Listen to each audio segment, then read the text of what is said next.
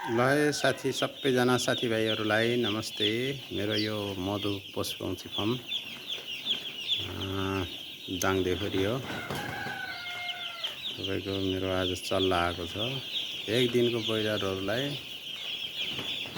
कसरी व्यवस्थापन गर्न सकिन्छ, के औषधि के मेडिसिन दिने भन्ने कुरोमा तपाईँहरूलाई म त्यही अनुसारको जानकारी गर्छु।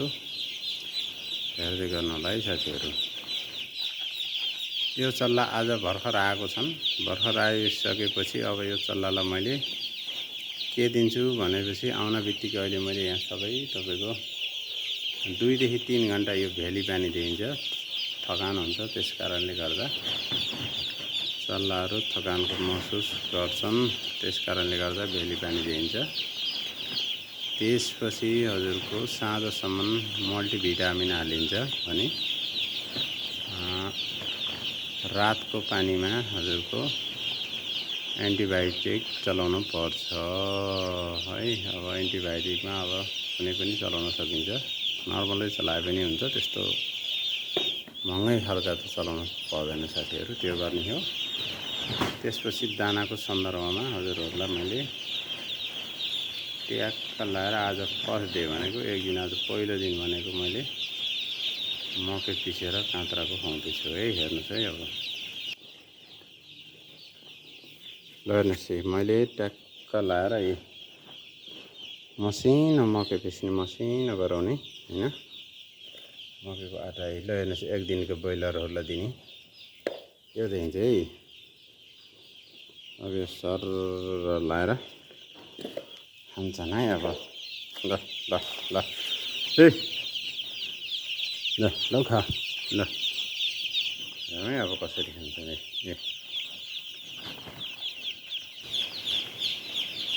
ल हेर्नुहोस्, डाइजेस्टिभ पुरै भरेर खान्। यो आटो कसरी खायो ल हेर्नुहोस्, आटो टन्न खान्छन्, आन्दरी पचाउँछन्। हरेक दिन त छेड्छन् भन्छन्, तर त्यो हुँदैन। अति राम्रो पाचन प्रणाली यो हुन्छ।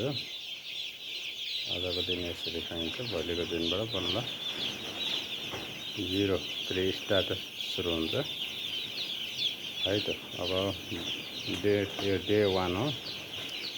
डे 2 को लागि अब फेरि सब्सक्राइब, लाइक, कमेन्ट गर्नुहोस्।